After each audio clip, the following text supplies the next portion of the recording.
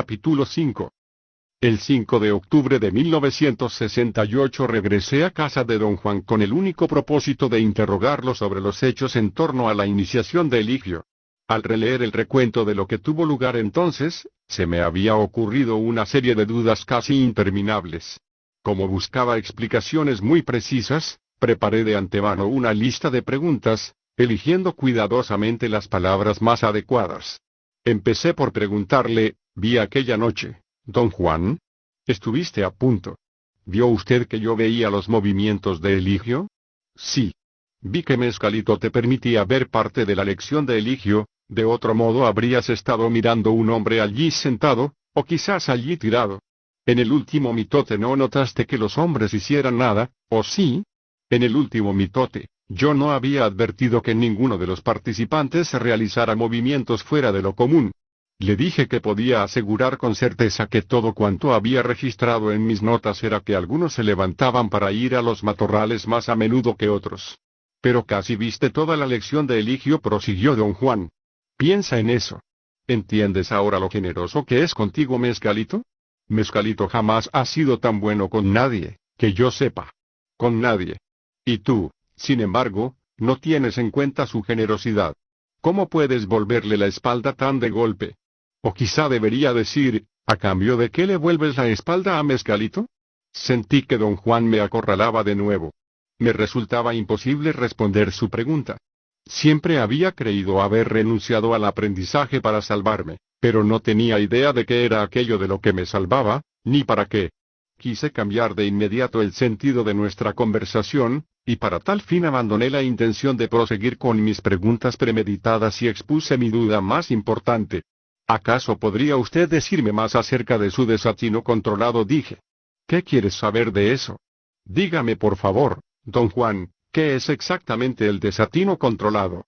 Don Juan rió fuerte y produjo un sonido chasqueante golpeándose el muslo con la mano ahuecada. Esto es desatino controlado, dijo, y nuevamente rió y golpeó su muslo. ¿Qué quiere usted decir? Estoy feliz de que, al cabo de tantos años, finalmente me hayas preguntado por mi desatino controlado, y sin embargo no me hubiera importado en lo más mínimo si nunca hubieras preguntado. Pero he decidido sentirme feliz, como si me importara que preguntases, como si importara que me importara. Eso es desatino controlado. Ambos reímos con ganas. Lo abracé. Su explicación me resultaba deliciosa, aunque no acababa de comprenderla. Como de costumbre, estábamos sentados en el área frente a la puerta de su casa. Mediaba la mañana. Don Juan tenía delante una pila de semillas y les estaba quitando la basura. Yo había ofrecido ayudarlo, pero él rehusó. Dijo que las semillas eran un regalo para uno de sus amigos en Oaxaca y que yo no tenía el poder suficiente para tocarlas. ¿Con quiénes practica usted el desatino controlado, don Juan? Pregunté tras un silencio largo. Él chasqueó la lengua. Con todos, exclamó, sonriendo. Entonces, ¿cuándo decide usted practicarlo? Cada vez que actúo. En ese punto sentí necesidad de recapitular, y le pregunté si desatino controlado significaba que sus actos no eran nunca sinceros, sino solo los actos de un actor. Mis actos son sinceros, dijo, pero solo son los actos de un actor. Entonces todo lo que usted hace debe ser desatino controlado. Dije, verdaderamente sorprendido. Sí, todo, dijo él. Pero no puede ser cierto, protesté, que cada uno de sus actos sea únicamente eso. ¿Por qué no? Replicó con una mirada misteriosa. Eso significaría que nada tiene caso para usted y que nada ni nadie le importan en verdad. Yo, por ejemplo. ¿Quiere usted decir que no le importa si yo me convierto o no en hombre de conocimiento, o si vivo, si muero, si hago cualquier cosa? Cierto. No me importa.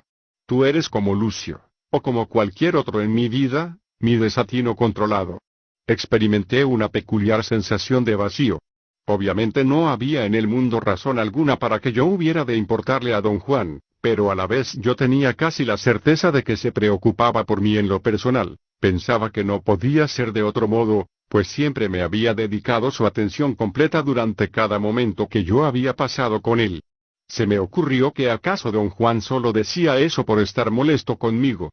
Después de todo, yo abandoné sus enseñanzas. Siento que no estamos hablando de lo mismo, dije. No debía haberme puesto como ejemplo. Lo que quise decir es que debe haber algo en el mundo que a usted le importe en una forma que no sea desatino controlado. No creo que sea posible seguir viviendo si nada nos importa en realidad. Eso se aplica a ti, dijo. Las cosas te importan a ti. Tú me preguntaste por mi desatino controlado y yo te dije que todo cuanto hago en relación conmigo mismo y con mis semejantes es precisamente eso, porque nada importa. La cosa es, don Juan, que si nada le importa, ¿cómo puede usted seguir viviendo? Rió, y tras una pausa momentánea, en la que pareció deliberar si responderme o no, se levantó y fue al traspatio de su casa. Lo seguí. Espere, don Juan, dije. De veras quiero saber. Debe usted explicarme lo que quiere decir. A lo mejor no es posible explicar, dijo él. Ciertas cosas de tu vida te importan porque son importantes, tus acciones son ciertamente importantes para ti, pero para mí, ni una sola cosa es importante ya, ni mis acciones ni las acciones de mis semejantes. Pero sigo viviendo porque tengo mi voluntad. Porque he templado mi voluntad a lo largo de toda mi vida, hasta hacerla impecable y completa, y ahora no me importa que nada importe. Mi voluntad controla el desatino de mi vida. Se acuclilló y pasó los dedos sobre unas hierbas que había puesto a secar al sol en un gran trozo de arpillera.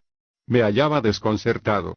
Jamás habría podido anticipar la dirección que mi interrogatorio había tomado. Tras una larga pausa, pensé en un buen punto. Le dije que en mi opinión algunos actos de mis semejantes tenían importancia suprema. Señalé que una guerra nuclear era definitivamente el ejemplo más dramático de un acto así. Dije que, para mí, destruir la vida en toda la faz de la Tierra era un acto de enormidad vertiginosa. ¿Crees eso porque estás pensando? Estás pensando en la vida, dijo don Juan con un brillo en la mirada. No estás viendo. ¿Me sentiría distinto si pudiera ver? Pregunté. Una vez que un hombre aprende a ver, se halla solo en el mundo, sin nada más que desatino, dijo don Juan en tono críptico. Hizo una pausa y me miró como queriendo juzgar el efecto de sus palabras. Tus acciones, así como las acciones de tus semejantes en general, te parecen importantes solo porque has aprendido a pensar que son importantes. Puso una inflexión tan peculiar en la palabra aprendido que me forzó a inquirir a qué se refería con ella. Aprendemos a pensar en todo, dijo, y luego entrenamos nuestros ojos para mirar al mismo tiempo que pensamos de las cosas que miramos. Nos miramos a nosotros mismos pensando ya que somos importantes. Y por supuesto tenemos que sentirnos importantes. Pero luego, cuando uno aprende a ver, se da cuenta de que ya no puede uno pensar en las cosas que mira, y si uno no puede pensar en lo que mira, todo se vuelve sin importancia. Don Juan debe haber notado mi expresión intrigada, repitió sus aseveraciones 3 veces, como para hacerme comprenderlas. Lo que dijo me sonó al principio como un galimatías, pero al pensarlo cuidadosamente, sus palabras descollaron más bien como una declaración elaborada acerca de alguna faceta de la percepción.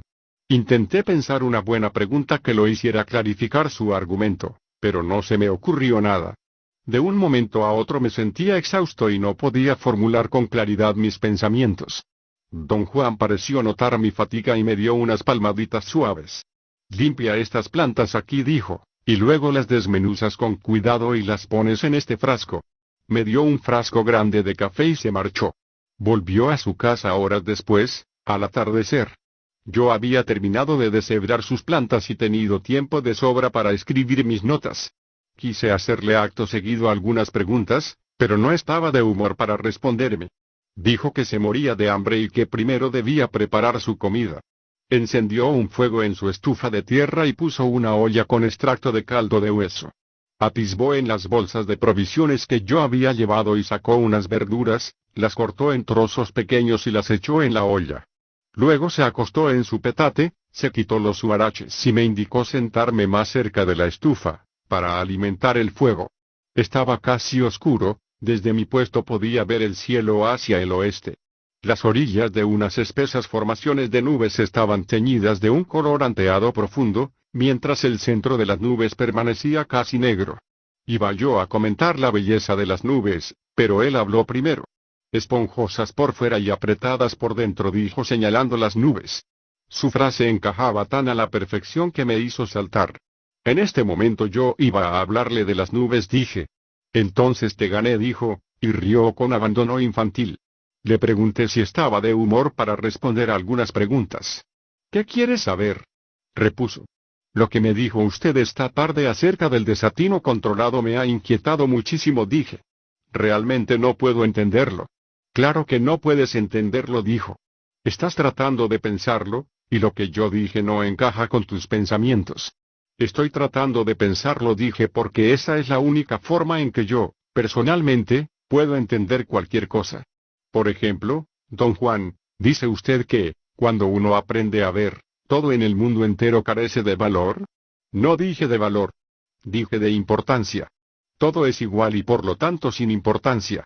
Por ejemplo, no hay manera de decir que mis actos son más importantes que los tuyos, o que una cosa es más esencial que otra, por lo tanto, todas las cosas son iguales, y al ser iguales carecen de importancia. Le pregunté si estaba declarando que lo que había llamado ver era en efecto una manera mejor que el simple mirar las cosas.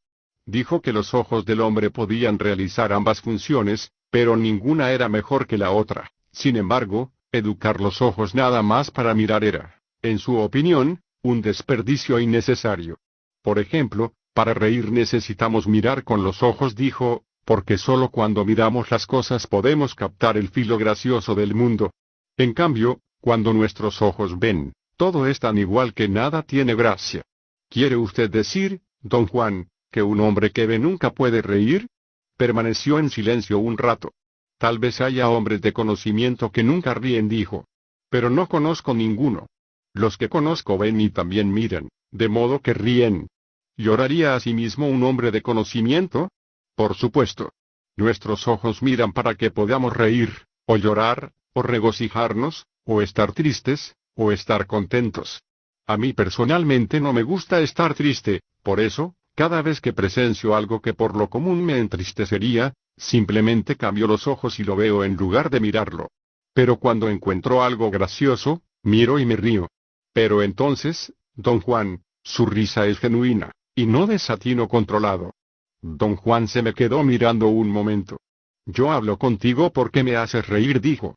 Me haces acordar a unas ratas coludas del desierto que se quedan atracadas cuando meten la cola en agujeros tratando de ahuyentar a otras ratas para robarles la comida.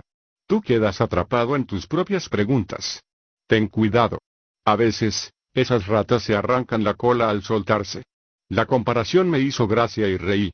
Don Juan me había enseñado cierta vez unos roedores pequeños, de cola peluda, que parecían ardillas gordas. La imagen de una de esas ratas rechonchas arrancándose la cola a tirones era triste y al mismo tiempo morbosamente chistosa. Mi risa, así como todo cuanto hago, es de verdad, dijo don Juan, pero también es desatino controlado porque es inútil, no cambia nada y sin embargo lo hago. Pero según yo lo entiendo, don Juan, su risa no es inútil.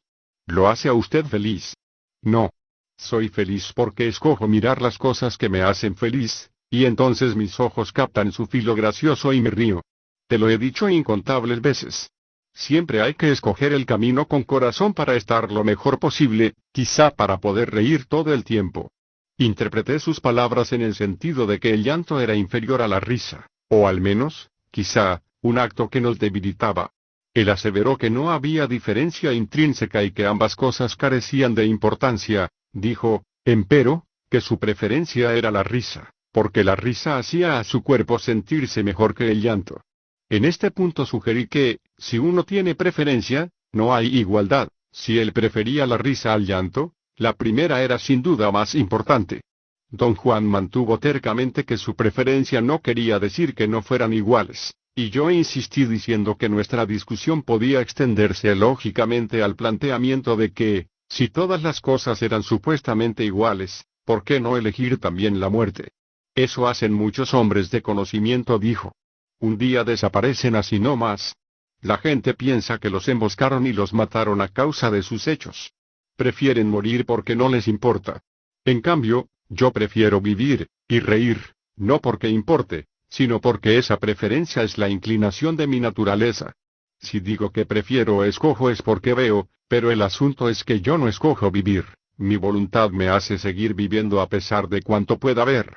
Tú no me entiendes ahora a causa de esa costumbre que tienes de pensar así como miras y de pensar así como piensas. Esta frase me intrigó sobremanera. Le pedí explicar qué quería decir con ella.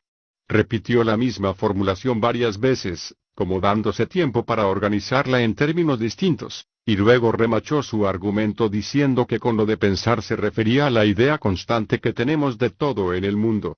Dijo que ver disipaba esa costumbre y, mientras yo no aprendiera a ver, no podría comprender lo que él decía. Pero si nada importa, don Juan, ¿por qué va a importar que yo aprenda a ver? Una vez te dije que nuestra suerte como hombres es aprender, para bien o para mal, repuso. Yo he aprendido a ver y te digo que nada importa en realidad, ahora te toca a ti, a lo mejor algún día verás y sabrás si las cosas importan o no. Para mí nada importa, pero capaz para ti importe todo. Ya deberías saber a estas alturas que un hombre de conocimiento vive de actuar, no de pensar en actuar, ni de pensar qué pensará cuando termine de actuar. Por eso un hombre de conocimiento elige un camino con corazón y lo sigue, y luego mira y se regocija y ríe, y luego ve y sabe. Sabe que su vida se acabará en un abrir y cerrar de ojos, sabe que él, así como todos los demás, no va a ninguna parte, sabe, porque ve, que nada es más importante que lo demás. En otras palabras, un hombre de conocimiento no tiene honor, ni dignidad, ni familia, ni nombre, ni tierra, solo tiene vida que vivir, y en tal condición su única liga con sus semejantes es su desatino controlado. Así, un hombre de conocimiento se esfuerza, y suda, y resuella, y si uno lo mira es como cualquier hombre común, excepto que el desatino de su vida está bajo control. Como nada le importa más que nada, un hombre de conocimiento escoge cualquier acto, y lo actúa como si le importara. Su desatino controlado lo lleva a decir que lo que él hace importa y lo lleva a actuar como si importara, y sin embargo él sabe que no importa, de modo que, cuando completa sus actos se retira en paz, sin pena ni cuidado de que sus actos fueran buenos o malos, o tuvieran efecto o no. Por otro lado, un hombre de conocimiento puede preferir quedarse totalmente impasible y no actuar jamás, y comportarse como si el ser impasible le importara de verdad, también en eso será genuino y justo, porque eso es también su desatino controlado. En este punto me enredé en un esfuerzo muy complicado por explicar a don Juan mi interés en saber qué motivaría a un hombre de conocimiento a actuar en determinada forma a pesar de saber que nada importaba. Chasqueó suavemente la lengua antes de responder. Tú piensas en tus actos, dijo. Por eso tienes que creer que tus actos son tan importantes como piensas que son, cuando en realidad nada de lo que uno hace es importante. Nada. Pero entonces, si nada importa en realidad, me preguntaste, ¿cómo puedo seguir viviendo? Sería más sencillo morir. Eso es lo que dices y lo que crees, porque estás pensando en la vida, igual que ahora piensas en cómo será ver. Querías que te lo describiera para poder ponerte a pensar en ello, igual que haces con todo lo demás. Solo que, en el caso de ver, pensar no es lo fuerte, así que no puedo decirte cómo es ver. Ahora quieres que te describa las razones de mi desatino controlado y solo puedo decirte que el desatino controlado se parece mucho a ver, es algo en lo que no se puede pensar. Bostezó. Se acostó de espaldas y estiró los brazos y las piernas. Sus huesos produjeron un sonido crujiente. Te fuiste por un tiempo muy largo. Piensas demasiado. Se levantó y fue al espeso chaparral a un lado de la casa. Alimenté el fuego para mantener hirviendo la olla. Iba a encender una lámpara de petróleo, pero la semioscuridad era muy confortante. El fuego de la estufa, que daba luz suficiente para escribir, creaba asimismo un resplandor rojizo en mi alrededor. Puse mis notas en el suelo y me acosté. Me sentía cansado. De toda la conversación de don Juan, lo único que punzaba mi mente era que yo no le importaba, eso me producía una inquietud inmensa. Durante un lapso de años yo había depositado en él mi confianza. De no haber confiado en él por entero, el miedo me habría paralizado ante la perspectiva de aprender su conocimiento. La premisa en que mi confianza se basaba era la idea de que yo le importaba en lo personal. De hecho siempre le tuve miedo, pero frené mi temor porque confiaba en él. Cuando él quitó esa base, me dejó sin nada en que apoyarme, y me sentí desvalido. Una angustia muy extraña se posesionó de mí. Me puse extremadamente agitado y empecé a pasear de un lado a otro frente a la estufa. Don Juan tardaba mucho. Lo esperé con impaciencia. Regresó un rato después, volvió a sentarse ante el fuego y yo solté atropelladamente mis temores. Le dije que me preocupaba mi incapacidad de cambiar de dirección a mitad de la corriente, le expliqué que, junto con la confianza que le tenía, había aprendido también a respetar su forma de vivir y a considerarla intrínsecamente más racional, o al menos más funcional, que la mía. Dije que sus palabras me habían lanzado a un conflicto terrible porque involucraban la necesidad de cambiar mis sentimientos. Para ilustrar mi argumento, narré a don Juan la historia de un anciano de mi propia cultura, un abogado rico, conservador, que había vivido su vida convencido de sostener la verdad. En los primeros años del 30, con el advenimiento de la política del presidente Roosevelt, se vio envuelto apasionadamente en el drama político de aquella época. Poseía la seguridad categórica de que el cambio era perjudicial al país, y por devoción a su forma de vida y convicción de estar en lo justo, juró combatir lo que consideraba un mal político.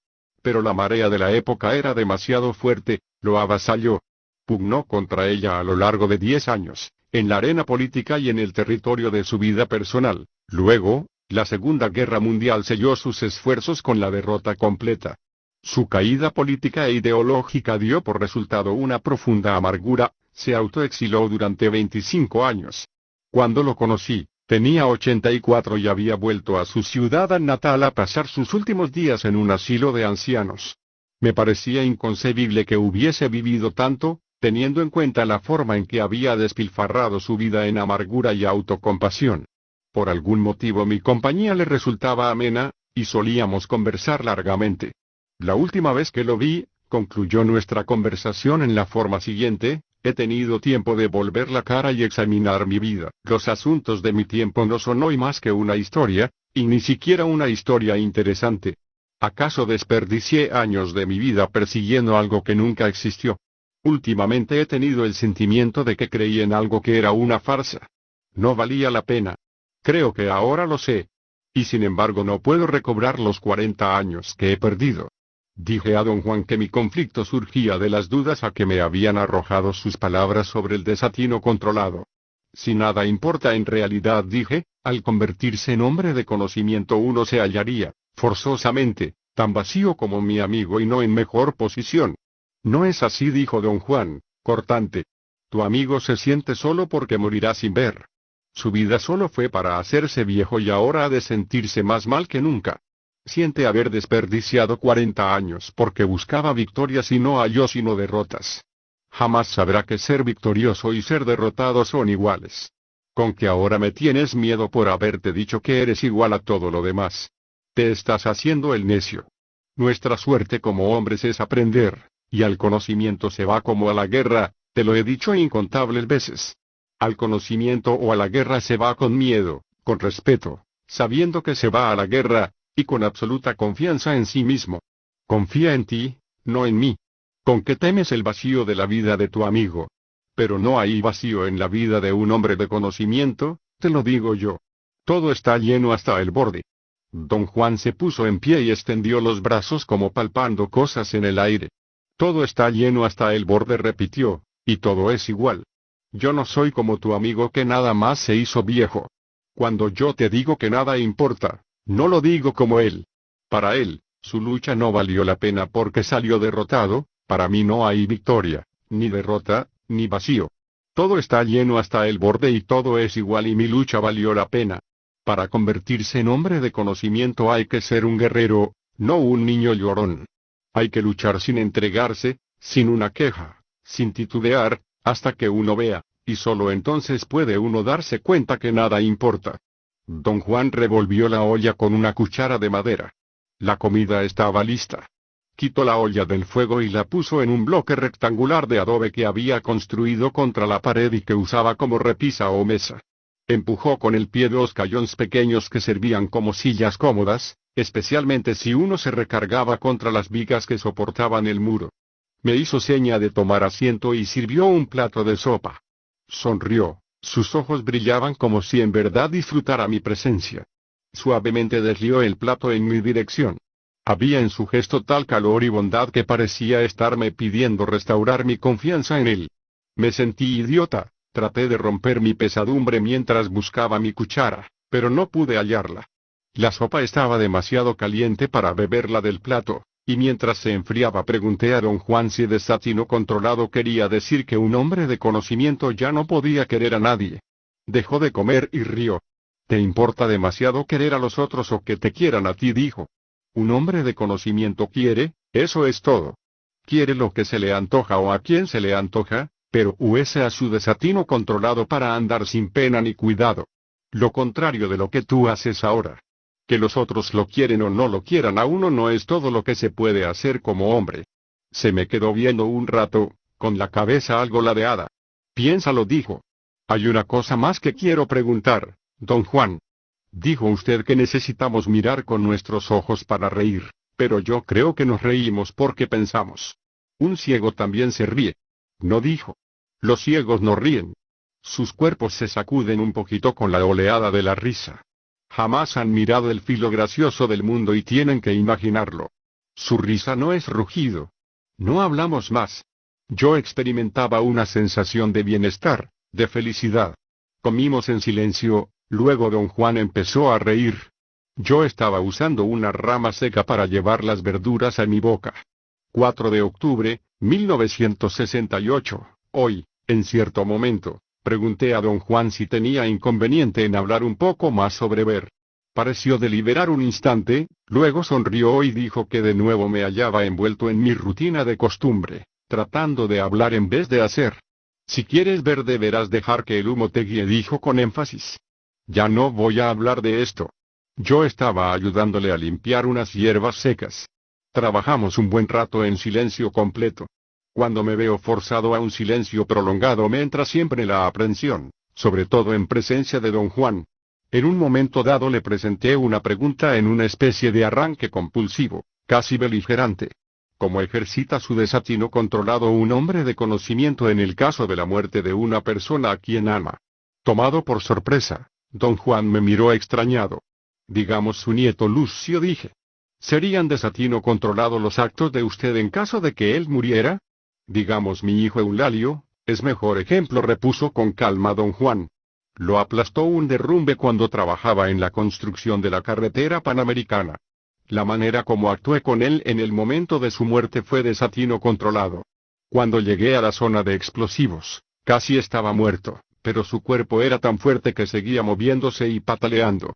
Me puse frente a él y les dije a los muchachos de la cuadrilla que ya no lo acarrearan. Me obedecieron y se quedaron allí parados alrededor de mi hijo, mirando su cuerpo maltrecho. Yo también me quedé allí parado, pero sin mirar.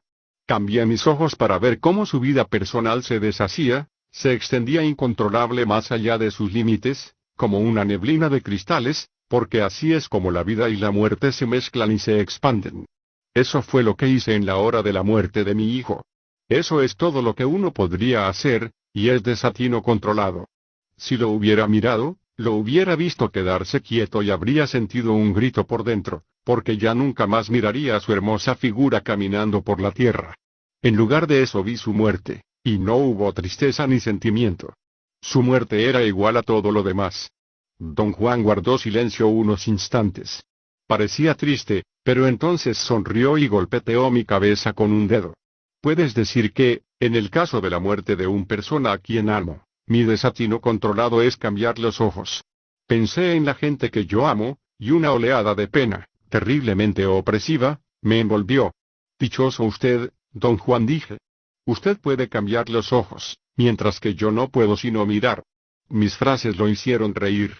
Qué dichoso ni qué la chingada, dijo. Es trabajo duro. Ambos reímos.